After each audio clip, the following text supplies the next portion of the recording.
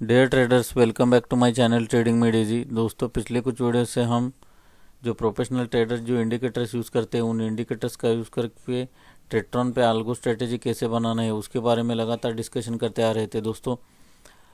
पर आल्गो स्ट्रेटेजी का जो एंट्री और एग्जिट कंडीशंस डालते समय हमको जो टेक्निकल एनालिसिस का जो बेस लगने वाला है दोस्तों, वो बेस अगर हमारा बहुत साउंड हो जाएगा तो कोई भी स्ट्रेटेजी हो दोस्तों तो बहुत आसानी से उसमें हम एंट्री एग्जिट कंडीशन डाल के एक प्रॉफिटेबल स्ट्रेटेजी बना सकते हैं। तो टेक्निकल एनालिसिस का महत्व रखते हुए दोस्तों हमने जो है एक नई श्रृंखला चालू की है। इस नई श्रृंखला में हम जो जॉन मर्फी सर का जो बुक है दोस्तों टेक्निकल एनालिसिस का, उसका जो है हमने नोट्स निकाला हुआ है। और आज का जो चैप्टर है दोस्तों ये डाउ थ्योरी पे है। तो इस बार मैंने पेपर प्रेजेंटेशन बनाए हैं आपके लिए ताकि आसानी से आप जो है ये डाउ थ्योरी समझ सकें। तो चालू करते हैं दोस्तों।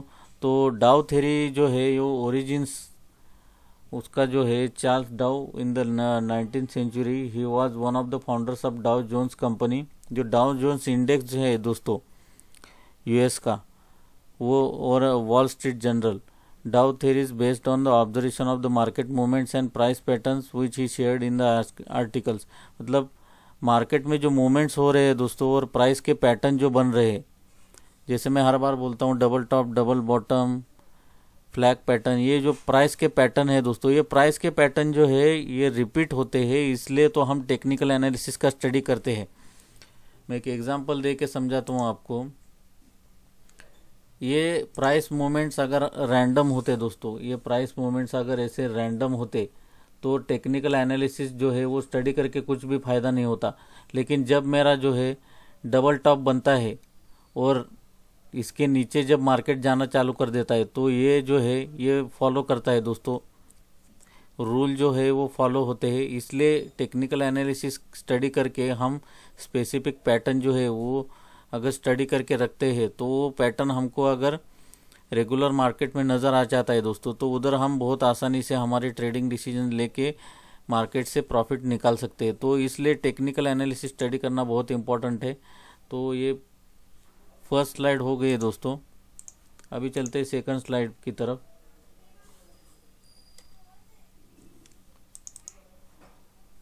तो ये वेरियस फेजेज जो है दोस्तों बुल और बेयर मार्केट में, ये पहला फेज जो है वो एक्यूमुलेशन फेज रहता है डाउ थ्योरी के अनुसार। तो एक्यूमुलेशन फेज में जो है दोस्तों बहुत सारे इन्वेस्टर जो रहते हैं, ये इन्वेस्टर मैं इसको जो है वो जीरोधा के प्लेटफॉर्म पे भी आपको समझाने वाला हूँ बाद में। एक्यूमुलेशन फेज में जो है वो बहुत सारे इन्वेस्टर स्टॉक्स को जो है वो एक्यूमुलेट करना चालू कर देते हैं। तो स्टॉक जो है वो बढ़ने लगता है दोस्तों। और जब स्टॉक जब बढ़ जाता है एक सर्टन लेवल पे आ जाता है दोस्तों, तो लोगों को नज़र आने लगता है कि स्टॉक का प्राइस जो है वो कंटिन्यूसली बढ़ रहा है, क्योंकि बहुत सारे ट्रेडर्स जो है वो डेली मूवमेंट जो है स्टॉक्स की ऑब्जर्व करते रहते हैं। तो उसमें उनको अगर मूवमेंट नज़र आ गई या 10 या 20% का अगर मूवमेंट आ गया दोस्तों, तो बहुत सारे लोग जो है पब्लिक पार्टिसिपेशन फेज में बहुत सारे लोग जो है वो स्टॉक को बाय कर लेते हैं। और उसके बाद जो है वो एक्सेस फेज आ जाता है। और उसके बाद इधर जिन लोगों ने एक्यूमुलेट किया हुआ था दोस्तों, और जो ये एक्यूमुलेशन वाले जो रहते हैं ये इंस्टीट्यूशनल इन्वेस्टर रहते हैं, इंस्टीट्यूशनल इन्वेस्टर, ये इंस्टीट्यूशनल इन्वेस्टर रहते हैं। और जिन्होंने इधर एक्यूमुलेशन किया हुआ है वो इधर जो है वो स्टॉक को इधर भेज देते हैं दोस्तों डिस्ट्रीब्यूशन फेज में। और उसके बाद सेम वही चालू हो जाता है ये फेयर फेज जो है। फिर इधर फिर से पब्लिक पार्टिसिपेशन फेज आ जाता है, क्योंकि लोगों को लगता है कि स्टॉक्स अभी बढ़ा है। तो फिर थोड़ा रिट्रेसमेंट लेने के बाद फिर से जो है इधर बाउंस बैक करने वाला है। लेकिन जो है फिर से स्टॉक अगर नीचे गिरने लगा तो ये फेयर फेज में चला जाता है दोस्तों। तो स्टॉक जो है नीचे गिरना फिर से चालू कर देता है।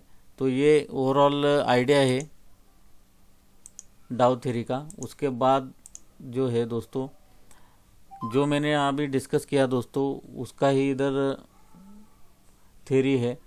तो एक्यूमुलेशन फेज में क्या होता है, during the accumulation phase the price of an asset is usually in down trend और कंसोलिडेटिंग। तो कंसोलिडेशन चल रहा होता है, तो उस टाइम पे जैसे मैंने कहा दोस्तों आपको, स्मार्ट मनी जिसको बोलते हैं, institutional investor recognizes value in asset at these levels and begin accumulating positions. The general public is often pessimistic। मतलब जनरल पब्लिक या रिटेल इन्वेस्टर जो है दोस्तों, ये पेसिमिस्टिक मतलब उनको इसका गारंटी नहीं रहता कि इधर से ऊपर जाने वाला है, तो वो पेसिमिस्टिक ही रहते एंड नॉट एक्टिवली पार्टिसिपेटिंग, और वो पार्टिसिपेशन जो है उनका नहीं होता है वो टाइम पे दोस्तों। ये बहुत ही इंपॉर्टेंट है एक्यूमुलेशन फेज। इस फेज में अगर हम इंस्टीट्यूशनल इन्वेस्टर के साथ अगर बाइंग करेंगे दोस्तों, तो हमारा भी जो प्रॉफिट है इंस्टीट्यूशनल इन्वेस्टर का साथ ही हम डिस्ट्रीब्यूशन फेज में इधर प्रॉफिट बुक कर सकते हैं। और नेक्स्ट जो फेज़ है दोस्तों, इसमें हम रिटेल इन्वेस्टर जो है वो पार्टिसिपेशन करते हैं, और सबसे ज़्यादा जो है वो रिटेल इन्वेस्टर डिस्ट्रीब्यूशन फेज में पार्टिसिपेट करते हैं, इसलिए जो है दोस्तों मैक्सिमम लोगों को लॉस होता है। तो पब्लिक पार्टिसिपेशन फेज देखते हैं। In the public participation phase the assets gets momentum and the price starts trending strongly in direction. This attract the attention of the general public. मतलब जब स्टॉक बढ़ रहा होता है दोस्तों, तो वो पार्टिसिपेट करने लगते हैं दोस्तों। और उसके बाद आता है डिस्ट्रीब्यूशन फेज। तो डिस्ट्रीब्यूशन फेज में क्या करते हैं, smart money starts selling their accumulated position to realise the profits. This creates selling pressure and may result in price stagnation. Despite this the general public remains optimistic and continue to buy in the asset. यही issue है दोस्तों। ये ऊपर का जो है ये distribution page है, लेकिन स्टॉक जो है वो कंटिन्यूसली बढ़ रहा होता है, इसलिए लोगों को लगता है कि फिर से इधर ऊपर ही जाने वाला है, तो स्टॉक जो है वो जनरल पब्लिक है वो बाय करना चालू कर देते हैं। तो इसके बाद आता है दोस्तों मेजर और माइनर ट्रेंड्स। तो primary trends are the major long term movements of an asset that last for year और मोर। मतलब ये ईयरली अगर हम स्टडी करेंगे दोस्तों, तो ये मेजर ट्रेंड रहेगा, और हमारे हिसाब से हम अगर मंथली चार्ट लगाते हैं दोस्तों, तो वो मेजर ट्रेंड हो जाएगा। और माइनर ट्रेंड में हम डेली चार्ट कंसिडर कर सकते हैं दोस्तों। तो secondary trends are short term corrections और counter movements that occur within the primary trend. मतलब मंथली चार्ट में जो दोस्तों डेली टाइम फ्रेम का जो मूवमेंट होता है, तो वो जो है शॉर्ट टर्म करेक्शंस भी होते हैं दोस्तों, तो वो इधर कंसिडर किया हुआ है। तो उसके बाद आता है दोस्तों Dow theory principles and concepts.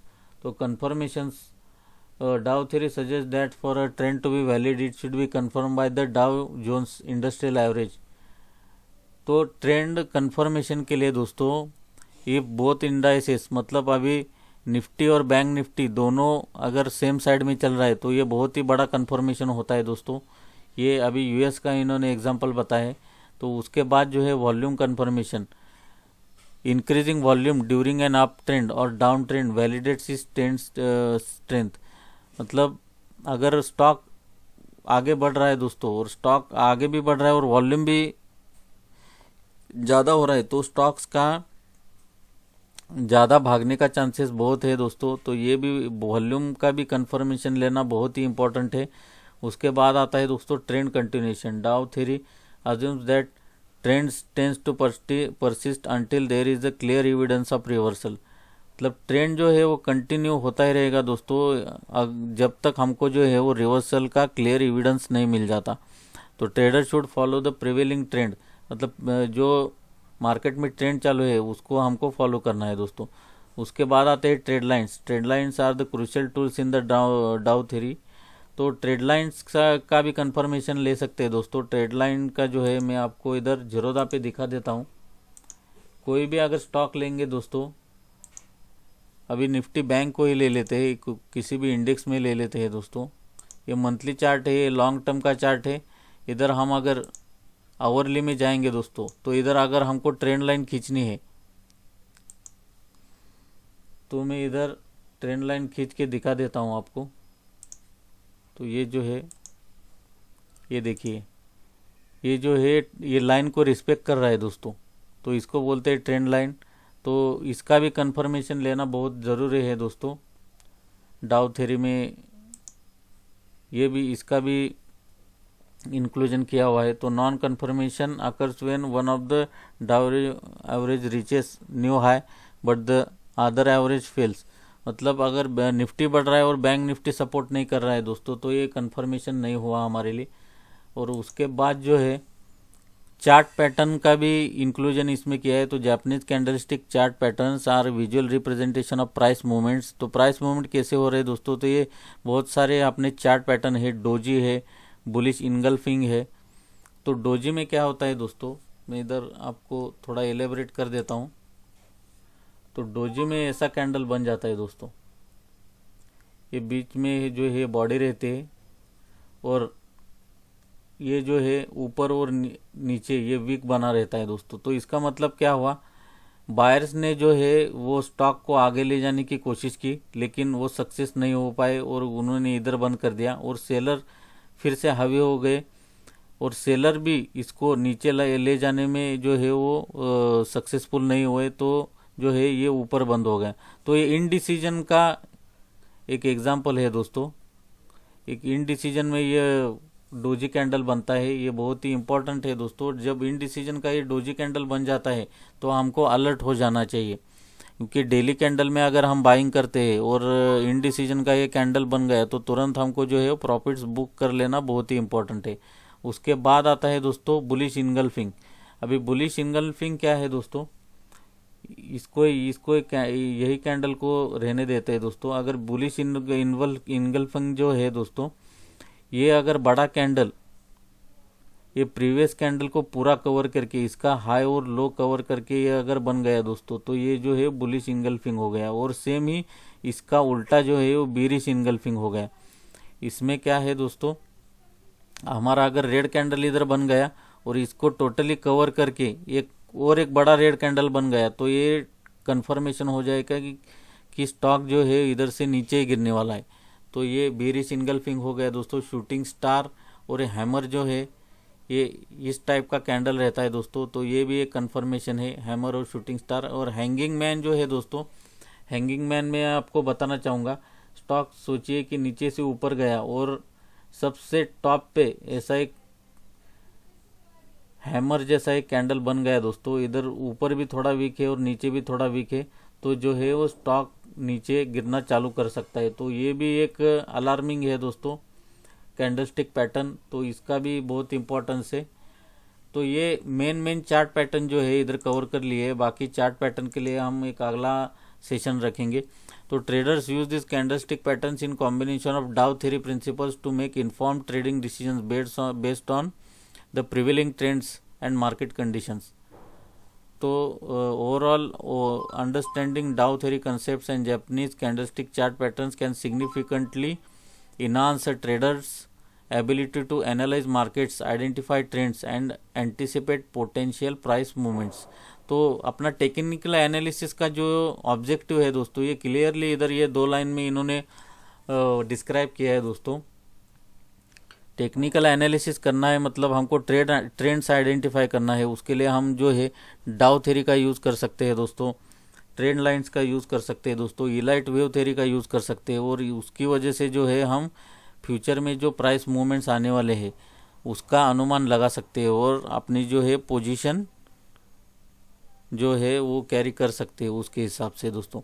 तो ये सेकंड चैप्टर आज हमने कंप्लीट कर लिया है और आपको समझने के लिए आसानी हो इसलिए मैंने ये जो है पावर पॉइंट प्रेजेंटेशन में ये बनाया है दोस्तों। तो अगले वीडियो के लिए दोस्तों आपने अगर सब्सक्राइब नहीं किया है तो जल्दी से सब्सक्राइब कर दीजिए और बेल आइकन को ज़रूर प्रेस कीजिए दोस्तों, क्योंकि ये टेक्निकल एनालिसिस की जो है श्रृंखला बहुत डीप में मैं आपके लेने वाला हूँ, ताकि आपका बेस जो है बहुत साउंड बन जाए। और उसके बाद जो है अल्गो ट्रेडिंग का और कोई भी स्विंग ट्रेडिंग या लॉन्ग टर्म इन्वेस्टमेंट के लिए आपको कोई भी तकलीफ ना हो दोस्तों।